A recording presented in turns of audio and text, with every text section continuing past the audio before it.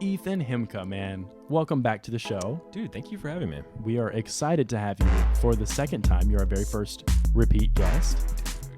You're on episode 1, and this is we're episode 20 now. So 20 episodes later seems like a long time, but it really hasn't been a long time. Yeah, not dude. in all These past reality. few months have They have flown by, right? Yeah. I know. So Yeah. anyway, the last time you were on here, we got a lot of your background and kind of your story, what got you into graphic design. So now I figured we'll do a little more of a in-depth show with a little more maybe things that you've used for growth and what you're up to now, and I like that. and Just practical tips for a little more designers. fiber Mhm. than last time. Make I like it a that. little more more in depth. Yeah. So to start off, how's your business doing? We're headed into we're almost to Christmas now, Dude, and it's then been going almost great. almost 2021. So tell us a little bit about your business now. For sure. Kind of like I was telling you yesterday, man, like I've just got a really good feeling going into 2021. I've got 3 clients right now that I've got on a retainer basis. So you, Spire Services, and then Jonathan Wayne. And we've been they've just been coming to me on a month-to-month basis for help with my services. So I've loved that because it's helped me. I've not had to go out and like look for new clients. Yeah. They've been giving me like consistent income and work, and it's been a win-win on both ends. I saved them some time and hassle from having to learn how to do all this stuff. And Yeah. Yeah. So when you say you're on retainer and they come to you consistently, what kind of things are you providing for them month to month? And so how much, at what point are you providing things and then it's like, okay, you should probably be paid for individual? I mean, do they come to you for a lot of small projects or? Yeah, it honestly depends. Like with you, it's been a lot of your work with social media, just like making YouTube thumbnails, helping you make posts for Instagram, throwing up some hashtags on some of your posts and stuff. It's just kind of been just to be available for you whenever you need help. For Jonathan, it's been he's needed help with copywriting, so I've helped him write some blog posts for his clients. Interesting. Just a couple smaller design projects here and there. And then with Spire Services, it's been a little bit of everything. I've been doing logo designs for them. Now Spire Services, they're a marketing company based out of Pensacola. But I've been doing logo designs for them, website designs. I'm helping a little bit with some copywriting. Man, doing a lot. All their social media and stuff too. So Wow. Yeah. staying So busy. copywriting, tell us a little bit about that. What kind of copy are you that's writing? intriguing. Yeah. Like sales copy, I'm assuming.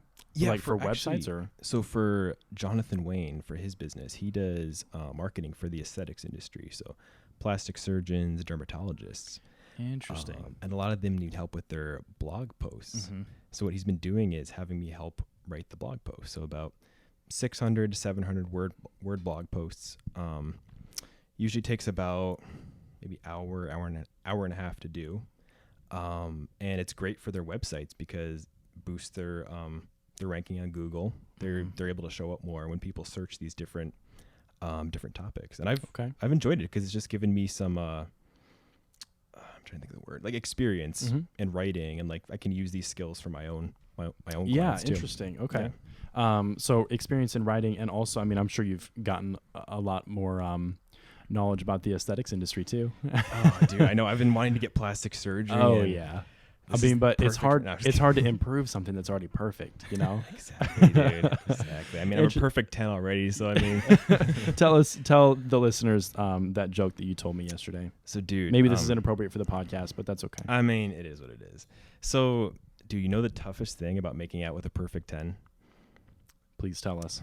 The mirror just gets so cold. So pathetic. I apologize to everyone in the audience that you had to hear that, but I felt like it was important. It was important. I mean, they needed to hear it. Yeah, no, Vital. exactly. Vital. Interesting. So writing copy and blog posts and things like that. Now, is that something that you will do for your own business eventually? Yes. Or okay. Do you already Definitely. do it for your own business? So this past summer, I actually wrote a lot of posts for my own blog. Okay. Honestly, this past fall, I've been so busy. Yeah. I really haven't had a chance to, but I honestly really enjoy writing. It's been kind of de-stressing, honestly. Like when I'm doing a lot of design work, it's just a different type of creativity. I feel like as I'm sitting there and just letting my thoughts flow freely. Yeah. That's cool. Yeah. especially on a topic that you probably don't know a lot about going into it. You're doing more learning, and it's definitely a lot more like a homework style than you thought it would be. Yeah. But at the same time, you probably didn't imagine you were going to be incorporating English classes later on and enjoying it. But now here we are. Sure. Yeah, well, there's something to be said for taking an industry that you know nothing about and doing research and then Yeah. writing on that topic. Yeah. Like I knew nothing about Botox or like all these things, but now I've written like 4 or 5 blog posts on it, so I don't even have to look it up on Google anymore. Interesting. What it's all about. So what kind of research do you do for the blog posts? I mean, how are you learning about each of these different topics enough to write about them? He'll send me some links to look at, but then I'll just do some of my own research. Obviously, I'll reword it. I don't want to plagiarize or anything like that because, I mean, obviously, I don't want to screw over a client with that. But yeah, I'll just search. Usually, the first page of Google will have some helpful results. For that, and then I just kind of do a little mixture of everything, and then some of my own creativity as well. I'll go on powerthesaurus.com and just come up with some words that are a little more unique. I do that for listing descriptions. Oh yeah, it's perfect. It works. It's like, how do I say that this room is open without saying it's open? Spacious. It's spacious. Yes. And how do I not use spacious 10 times in the listing description? Yeah. That's always my thing is I'll find these words, but then as I look through the post, I'm like, man, I use this word like 20 times. Honestly, spacious is a really good example because it's really tough. A good description is like having a bio on a website or anything like that. It's really important. And that's what people are going to see. They're going to see the pictures in the description. So taking time and writing a good listing description is important. Oh, 100%. But a lot of people don't do it. I've put up on my Instagram story before, people misspelling or having like just something super lazy. Lazy. It just looks unprofessional. Very unprofessional. And it's like, this is not going to draw buyers to the house. But yeah, sometimes you really get in a rut and you're like, I'm trying to say that the pantry is open or spacious and the bedrooms and the living room. It's all spacious, but I don't want to use that word for the entire thing. It's the worst. It's like at the end of the day when I'm writing, honestly, I try not to wait till the end of the day to write these, but sometimes when it happens, like it's the end of the day and I'm writing, I'm like, you know what? I just got to go to bed and look at this again in the morning. I've used the same word like 20 times. Yeah. Okay, so like for the blog posts, I'm interested in the blog posts. So you're saying that boosts kind of their ranking on Google?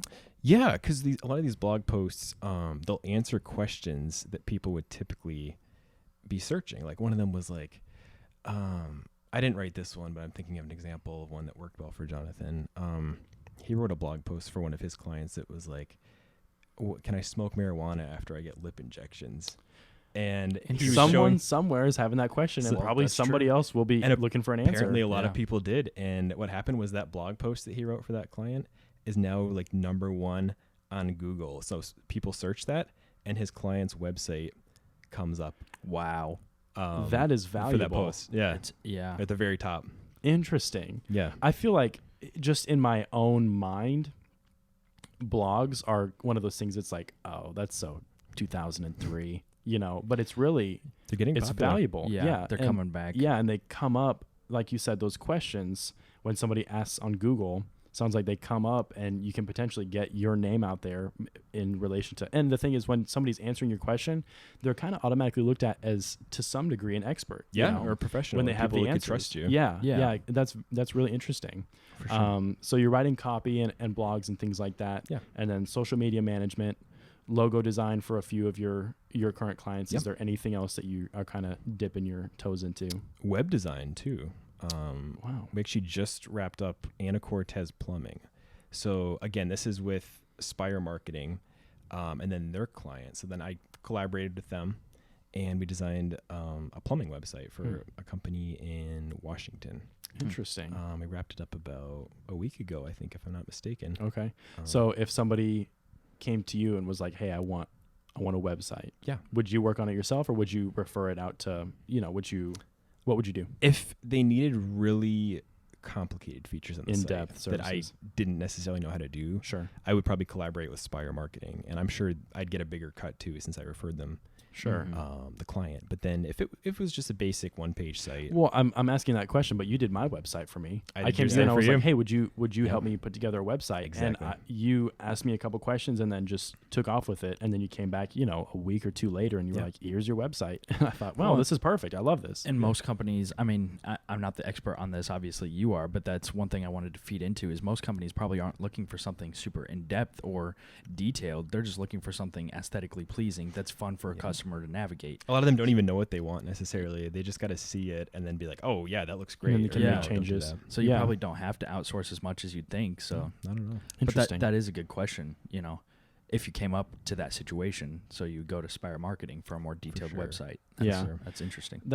It's cool that you've taken on a bunch of different roles and just new skills that you've been working on learning. And I can attest to how much you work on, you know, taking a course when you first started working on web design, taking a long course to try and figure out how to use WordPress or Wix or whatever. Webflow, yeah. So it's really, that's valuable because you make yourself more of value to those clients who come to you. You can provide a lot more of the things that they may need. Your training and is more upsell extensive. people too, because like now that I'm getting these experiences with these other companies, like writing copy, website design, logo design, social media, even my own clients, I can start to upsell them. Like, okay, I finish a logo, maybe work with their social media, work on making blog posts for their website. Yeah, when you first started doing social media, I mean, it saves me as the business owner time to come to one person who I trust and have them do as many things as possible for me. Yeah, you sure. know, so for you did my logo, and then hey, you did my website, and now you manage my social media. I come to you anytime I need a flyer done, or you actually put together one of my email campaigns. You just you know, I gave you the information that I wanted on there, and then you put it all in. You've made yourself really just a resource, and that's awesome. I love that kind of thing. Just making yourself a resource and being able to provide that value. For sure. Yeah. Just build that trust and not just like work with the client and then just kick them to the curb after we're done. It's like it's work an with ongoing them and relationship. then keep an ongoing relationship because they could refer me out to someone else in the future. And honestly, I just like to leave things on good terms with people. So yeah, for sure. Yeah, that's valuable. Okay. Definitely. So, we were talking about this yesterday, and when we were discussing, you know, kind of what we wanted to talk about on the podcast, one of the biggest things that, and this is not an exact question, but one of the biggest things that I wanted to discuss with you is just that, okay, you're young, you're a graphic designer, and you have now a successful business that is paying more than your expenses. You know, it's sustainable, and you're making a good amount of money per month from your active design jobs, and now your clients on retainer. Walk us through, I mean, at what point were you like, this is a business and I can treat this like a business? I need to jump all in. Yeah. And I mean, and maybe that's a 2-for-1, because also I want to know at what point did you really start treating it like a business, and then at what point were you like, oh wow, this is sustainable, and I just need to keep doing these things that are working? That is a really good question. We've had this conversation. I remember telling you a couple times how like this past summer I was honestly thinking about not even moving down to Florida just because I was like, man, I mean, I'd love to move there, but I just don't know if I can afford it. I don't know if I can buy a new car down there yet, or like I can afford rent or whatever. But basically what happened was I came to the point in the summer where I was like, you know what? I'm making good money from this. I think if I put myself in a position where I'm uncomfortable and I have to work a little bit harder, that'll be the best thing I can do for my business. So at the end of August, I moved down, bought a new car, started paying it off, moved into the apartment, and I'm like, man, I've got a lot more monthly expenses. Got to just keep working harder. Got to work a little harder and find new clients. And it was literally the week after I bought my car, I met Harry Stanley, and he hired me to work on his social media. So I was like, well, okay, there's another source of income. Then he was telling me about his company, Spire Marketing, and how he needed some help with his clients, and he wanted to outsource to me. So then we picked up a website design client. I'm like, oh, wow, okay, that pays rent for this month and my car bill and all these other things too. I'm like, all right. And honestly, I was even thinking about when I first moved down, just getting another job, just to kind of pay the bills. And I remember I told you that, and then I remember telling Nathan Holmes that too, and he was like, Ethan, he's like, I don't think you should do it. He's like, I think you should do that, you'll get in a rut. You'll get too comfortable. Yep. And that's the best advice I got. I never got any other job since I've been down here. I've always just been freelancing. unemployed. Yeah. But Yeah. it's You're a the best thing I freelancer, which could've means done. you're unemployed. You don't make any money. You're not we had that discussion before when you would tell people you're a freelancer. I was like, don't say you're a freelancer. Tell them you're a graphic design business owner. I should always just tell people I'm unemployed and Yeah. see the reaction. I'm unemployed. Yeah, I'm unemployed. Oh, man. That's so interesting, though. I love basically what you're saying is you just made the jump. Yeah. And right after I made that jump, moved down here within like a week or Things two, I started was already happening. picking up clients Yep. and I was like, you know what? I can do this. Even I was at the DMV getting my license, my Florida license, yeah. and I was waiting in line and I started talking to the lady behind me and she was a real estate agent in the area. And she wondered if I could help her with her logo. I'm still waiting to hear back from her, but I mean, that just showed me like, I was like, wow, I mean, I could meet people anywhere that are potential clients and stuff. So yeah, that's awesome. Clip that. I think that's a really good, that would be good for social media. Yeah, absolutely. Yeah. That's super funny though. That's your story. It's like, I met this woman and she needed help and she hasn't hired me yet, but I'm sure she will at some point. I contacted her like a month ago. I was like, hey, what's going on? Yeah. I was like, I'd still love to work with you if you get some time. And she was like, hey, I'll get back to you soon. Yeah, I'm just giving you a hard time. Yeah. Really, that's the thing is the volume, the more people you talk to, the more things are going to happen. For sure. I think everybody knows that, but it's really tough when you're standing in line at the DMV to turn around and say something to the person behind you, you know, and not feel awkward or look awkward. Sure. Well, I wasn't pitching. I wasn't like, hey, Ethan Himka. Excuse me, do you have a minute to talk about? You need a logo for your business. No, yeah. I mean, but that's, and I guess that's what it sounded like I was talking about. But I'm talking about just being friendly. Yeah, I have a friend that I met at college. He would always just tell me, this guy who I met at Starbucks, and he's just referring to these people that he met randomly. And I'm like, how do you... Just randomly talking to people online. Yes, exactly. And I'm an outgoing person. For sure. But every time I go to Starbucks, I don't meet someone new, you know? I mean, but it's like so that. when you're out and about, it's good to just be friendly and be making conversation. Put yourself out there. Yeah, and not something's not going to come of everything, of every conversation that you have, but one thing's for sure, you're not going to get any results if you're not having any conversations at all. Yeah, you know, you might look stupid for a few seconds, but I mean, who cares? In the you end, can make don't a new take friend. yourself so seriously. Exactly. That's cool though. So I mean, and that your abilities now are very valuable for anyone who really runs a business. I mean, logo, website, social media, everybody knows social media is important. Blog posts to get ranked on Google. I mean, those are all valuable things. So pretty much there's something for everybody. Yeah. Definitely. So that makes you an interesting person to, you know, when you're having conversations with business owners, there's a lot of areas where you could potentially add value. Yeah, for sure. And it's things, I mean, honestly, business owners could probably make their own website or logo. There's things like Canva or even just basic website builders like Wix.com. But I mean, at the end of the day, do you want to spend hours trying to figure out something that you don't really know how valuable about? Is your time? Yeah, exactly. Like, do you value your time enough that you could just hire someone to do it for you and save you hours? Your time and the opinion of a professional, somebody that's been saturated in it, whether it was for college or, you know, online courses or something that they've done their research and invested time and money into learning that skill. Yeah, learning the importance of. But no, I agree that your time, that's something that I'm even going through right now. We're working on starting a new side thing with Mark Downey. And I'm looking at, we need to run Google ads. And my thought is, I don't know anything about Google ads. I don't know anything about keyword research or things like that. Now I could learn, but that's going to be a lot of time, and someone else could do it better than me and get better results than me in a quicker time frame. So, you know, if the rest of I would rather just put my head down and focus on the business side of things and handling clients and the leads that come, the big picture. Exactly. Rather than learning how to run and optimize a Google ad campaign. Kicking it back to that trained professional. Yeah. Yeah. So that's my point is I would rather hire a professional who's going to do it better and quicker than me and save me the time that I can go do something else. So you're most likely going to have outsource it to someone else, I'm sure. Most likely. Yeah. Yeah. I would like to. Now I'm not putting up the funds for this venture, so it's not really my decision. So I will learn if I need to, but we'll just see what happens. I'll keep you updated on that. I feel you, dude. Yeah. Sweet. Okay, so that's how you pretty much, when you moved down here, you just kind of threw yourself into it, and you didn't give yourself really a backup plan. Now you wouldn't have, you wouldn't have gone bankrupt. You No. would have found another job if the money just wasn't coming in, but For you sure. didn't give yourself that safety net when you first moved down. You just, this is what I'm going to do. Yep. You know, Exactly. I love that. That's Yeah. awesome. For sure. So from that point till now, you've picked up a few different retainer clients and things like that. Yeah. How do you feel like, do you feel like your mindset has changed at all in the way you approach your business, or?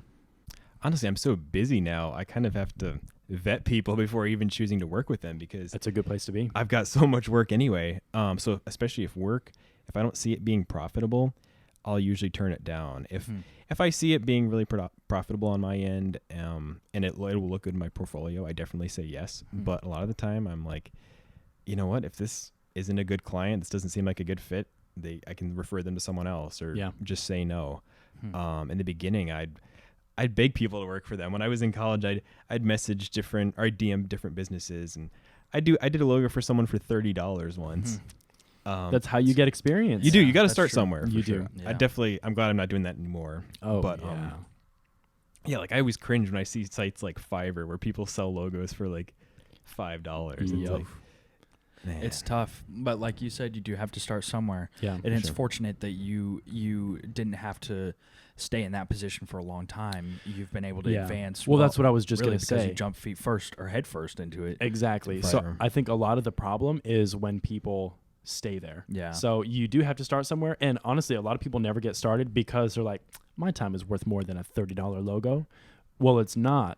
You gotta let If go of you your pride haven't- a little bit. Exactly. Yeah. It's not worth that if you don't have any previous experience and previous clients and referrals and things like that. You have to build that base. We talked about this on the podcast before, but I've had people tell me before, yeah, if I started in real estate, I would want to start in luxury, not in, I would want to start at least at 300,000 range. Everyone would be doing it then. Agreed. Yeah. Everyone would do Yeah. that. No one, exactly. That's exactly right. So, Yeah. but the thing is, if you're doing $5 logos or $30 logos, the key is once you start getting that experience, Keep adding a little bit. scale. Yeah, exactly. Scale up. For sure. So what does your screening process look like now that you are able to be picky with your clientele? Yeah. How do you select your clients? Okay, so say I get a DM from someone. Like I got a DM a couple weeks ago from a pet shop in Las Vegas, and they're asking, they're like, "Hey, I see you do logos. I'm starting a new shop. I was wondering if you'd be interested in working with me." And I was like, "Oh, great. I'll send over a questionnaire. I'll probably hop on a call maybe in a few days too if you're comfortable with it. I can see if we're a good fit."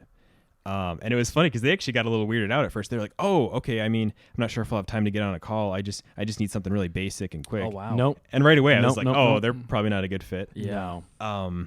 Yeah, because they're not even willing to take the time to get on a call with you Yeah. and Yeah. explain what they want. Yeah. How do they expect a professional, great looking logo? That's really, I never Based even on- heard that story. That's Yeah, really, based Yeah, I off think of that might have minimal. been. I don't remember if you were gone then or what. Yeah, happened, maybe but so. It was, but still, I mean, that's the thing is, well, and that's what we were saying before. It takes a commitment. It takes a certain amount of time commitment, even if you send them a questionnaire. For them to have to fill out those questions and answer your questions and send that back to you, that's asking them to invest a little bit Yeah. before you sit down and just whip them up a logo. You Well, know, I it's not like the that. process. I like that question at the end of your questionnaire, where you said, we'll see if we're a good fit for each other because they want to qualify themselves. exactly, Yeah. If like you're saying, if they're willing to invest just a little bit of time and effort into telling you exactly what they want, then that investment will be mutual. Yeah. You'll put the same investment in them that they're willing to put in you, essentially. So as far Exactly. as money, as far as time, that goes hand in hand. So, Dude, for so what does sure. that questionnaire look like? I guess would be my next question. Yeah, I asked quite a few. Well, not quite a few. I'd say probably it's between 8 to 10 questions, depending on if I already know some of them. Okay. But I ask things like, "Who's your target market? What would be 3 words that you could use to describe your brand just off the top of your head? Mm-hmm. Colors you like for your logo, font preferences." I'll have them send me, I'll say like 5 logos you like, 5 logos you don't like, just to Yeah. get a feel for their style. I was just going to say that gives you an idea of what's going to be the best fit for them. Yeah, for sure. And so that gives you kind of a direction too, because I'm sure it's hard to just sit down at a blank piece of paper and just draw up Just a nowhere to logo. start, Yeah, yeah. there's nowhere to, that's the thing. You have to have some kind of a direction and a heading Yeah. to go to. For sure. That's interesting. So I love that idea of screening your clients and really picking the people who you will work best with and will Yeah, for work sure. best with you. We've talked about that previously on the podcast, and that's something that we actually have started to try and do as well whenever we start working with a buyer. I have a list of questions. Tell me exactly what you want so I know what to look for and what to find you. Do you want it in Pensacola, Milton, Pace? You know, how many bedrooms, bathrooms? You got to figure out. It's that same exact concept. And also we've started, I had you do like a PDF questionnaire as well for us. Yes. That's branded. So whenever we are working with sellers, they have sellers disclosures and paperwork that it's mandatory for them to fill out. And then also while they're doing that, we give them this sheet of paper info. that's property information sheet. That's just information that we need to input the listing into the MLS, but it's easy for them to do it while they're doing everything else. And then it makes us look professional because we've got all of our paperwork in order, and we don't have to be calling them and texting them with questions. Hey, how old's the water heater when we're inputting into the MLS? You know, because it was like very efficient. 20 or 30 questions, I think, too. I remember it was a lot of questions about a long everything. Phone call. Exactly. A lot of questions about pretty much everything that would pertain to the listing, but it doesn't take any time to go through and just check it all off and fill it all out. It's just check boxes and fill in the blank. But it adds that next level of professionalism. Just saying like, we've thought this through. This isn't our first deal. We do this all the time, and this is our process. Yeah, just working efficiently. I mean, yes, work smarter, not harder. Obviously, you want to work hard, but I mean, you can find ways to come up with little systems and templates you can use to automate I'm things. big on systems and templates, bro. Yeah, Sure, dude. Like Notion, dude. Yeah, Notion. Have we talked about Notion before on the podcast? Yeah, we Let me sure hear have about it. a few times now. I like that a lot because having a more efficient system definitely saves you time in the future too. So if you're, kind of kicking back to what you just said, if you're spending a lot of time in the questionnaire, that might seem kind of a drag to some people at first, but then you're not having to come back 3, 4, 5 times. Saves you more time on the back end. Trying to figure out what they like, and they're seeing something that's totally off from what they want, and they don't know how to articulate it. But those simple questions, just what kind of font, what kind of colors, here's some different questions for you. I think that's so efficient, and you're working hard, but you're working smarter in the sense that now you don't have to work harder and harder and harder to try and please them.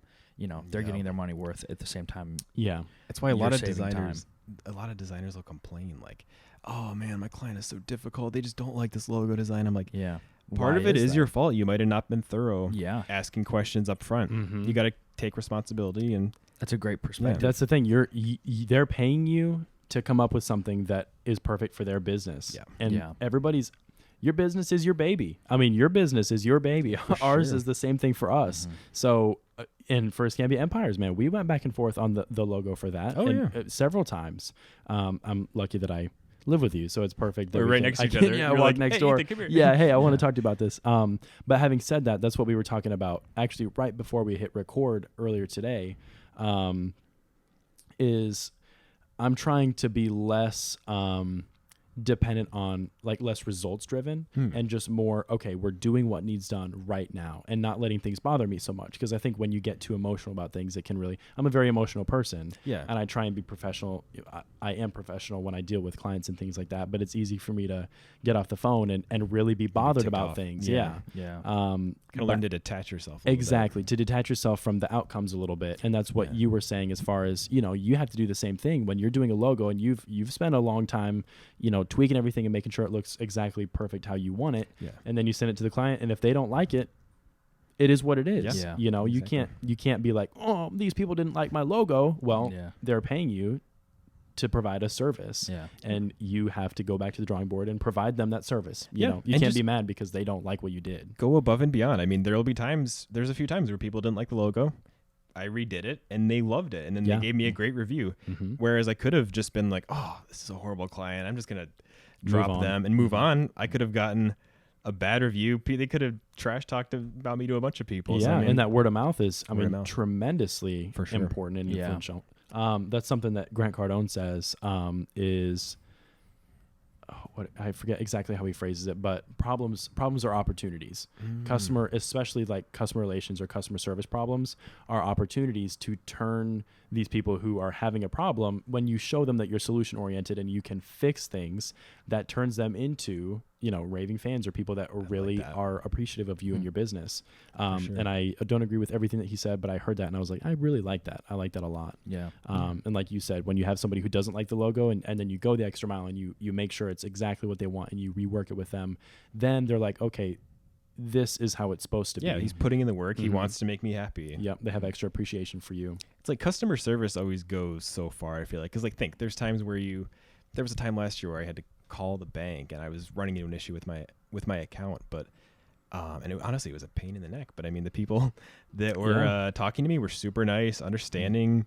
It makes life fast. easier. I was like, I really like this bank. And my other bank that I called, I was transferring money from one bank to another before I closed the account. The other bank, I'm not going to say the name on air, but I was ticked because I was on the phone with them for probably 2 hours. What? And none of them were helpful.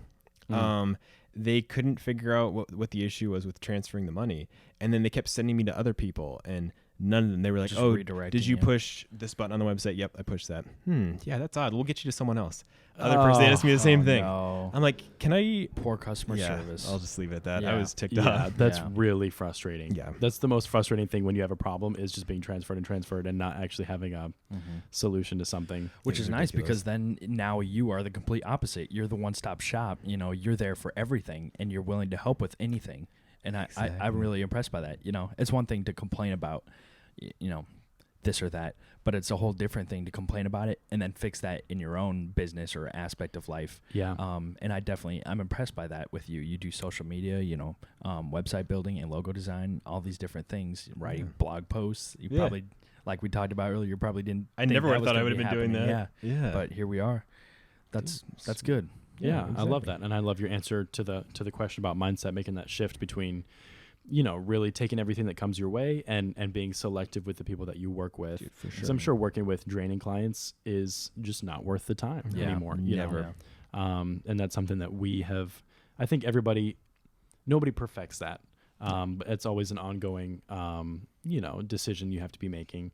Sure. But that's something that I think it's really tough when you're starting out in business to have that mindset. And just the discernment too, to know like, okay, these are some warning signs. Discernment. This person doesn't want to get on the phone with me. I probably don't want to work with them, or just little things like that a beginner wouldn't pick up on. Yeah, exactly.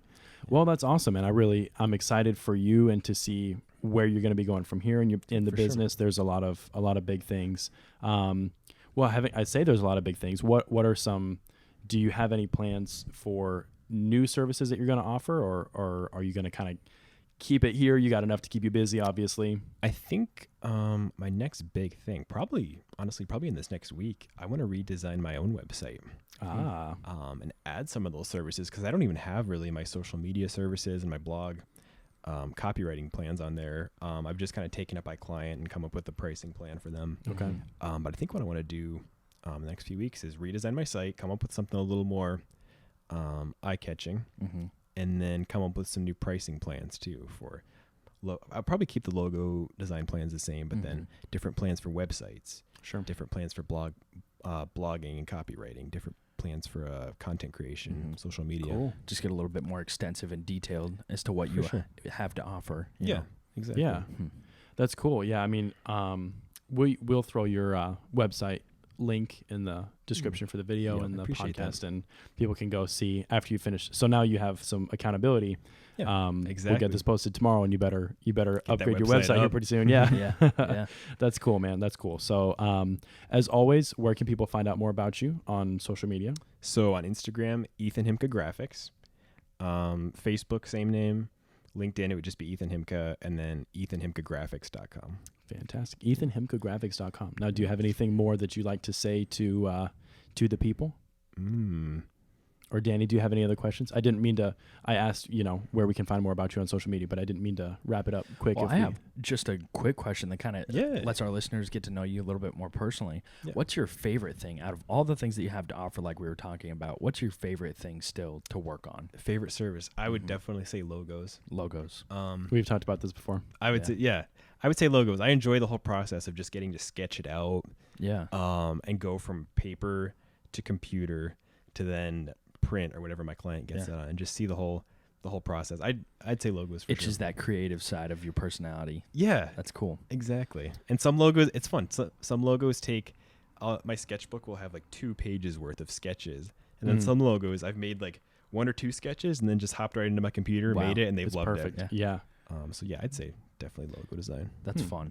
Yeah. Well, that's the only question I had, really. Well, that's something that you and I have talked about, is sticking with what you're good at too, and you're building these skills and getting better at these different things. But also, logo design is what you started doing. That's what you have the passion for. That's what you do really well, and it works in tandem with a lot of these other branding. Sure. I mean, logos design is branding, and so you've learned how to do a lot of different things in that industry or niche. But yeah, you're still doing more of what you enjoy doing, and I think that'll help with burnout too. You won't. It's not such a drag to be doing things and dealing with clients when you're doing. When I enjoy it. Yeah, you enjoy making logos. Exactly. And the retainer clients that I have, so Jonathan Wayne Media and Harry Stanley, they actually want me to keep doing logos and things I enjoy. So for Jonathan, I've mostly just been doing blog posts, as I was saying before, but then he actually wants to outsource and have me help a little more with his logo designs in the future, and then Harry as well. I love doing the web design, but he even told me if we're getting enough clients, he'd love to just have me primarily doing logos. Yeah, maybe he just doesn't like my websites. I guess maybe not. He just can't tell you. Yeah, it's just his way of saying like, okay, then stay. Yeah, maybe you should do some more logos for me, Ethan. Yeah. I mean, based off of what I've personally seen that you do, you do a great job. Who knows? You do a great job. Yeah, you did our website, michaelwarner.com. Plug for my website, and actually we're going to be working on that redesigning yours soon too. So to the next level. We'll see what happens there. Yes, sir. It's exciting stuff. Yeah, sure. Man, that's cool. I love it. So, this is something that we ask a lot of our guests, we haven't heard this in a while from you because this is 20 episodes later. So, what are you doing in your free time now? Has that changed from what we were doing before? I mean, I think you said last time you like to hang out with friends a lot. Free time, man. I haven't had a lot of that lately. No free time. Yeah. No, don't be like that. I don't have any free time. I don't have any free time. I have no time. I mean, bro. you have been working a lot though. Yeah, I have. Yeah. Honestly, I've loved hanging out at Danny and JoJo's house. If you guys don't know already, if you follow me on Instagram, you know, but we've set up a new office in Danny's spare bedroom. So we've got one wall, we have my desk, then Mikey's, then Danny's, and we got standing desks too. So I've loved being in there. Setup. Yeah. But then back to the whole free time thing. I've just enjoyed hanging out with them. Like when we're done working, just going, eating dinner with them, watching a movie, just chilling in their house. It was a nice something to unwind at the end of the day, especially with all the late nights that we've been pulling. For sure. Yeah, we have, and I want to get back to a more early morning schedule. But I mean, it's important when you push hard all day, and we are pushing hard all day, then by the time you get to the evening, it's important to take a little bit of time, and just decompress and just not go straight to bed. And just wake up and do the whole thing over again. Yeah, exactly. I agree. For sure. I love it, man. That's awesome. Well, as always, I love having you on the show. You're a high energy person, and I just feel like the three of us know each other really well, and conversation kind of just flows. And also, we've had trouble. We've had to re-record a couple different times. This was a fun one. This was a fun one because we get laughing or on a different tangent or whatever. So I love it. And for episode 40, we'll mark you down, man. Episode 40, bro. Let's do it every 20 episodes. Yeah, sure. That's awesome. I love that. Sweet. That'll be probably... I'm trying to... At their current rate, probably February. Yeah. End of February, March. Beginning of February, probably, at this rate. Well, and at the rate that you're growing, too, we'll have a lot to talk about. Yeah, seriously. So that's exciting, man. I'll be pulling up in my Lamborghini then. Yeah. You better be. We'll start with the Porsche first, and then the Lamborghini. Porsche. Yeah. It'll be my Lamborghini second. will be on number 60. Yeah. Exactly. Oh, man. That's such a... every guru ever. Yeah, I'm making it. And now you'll start selling a course next time. You can sell the course on the podcast. Yep. It'll be some sort of like get rich quick scheme. Yes. Yeah. How to sell logos with no money down and no cold calling and no experience and not even building logos. Make logos from your bed. Make logos from your bed and make. I have students who have made $1 million in 12 days with this course. Yeah.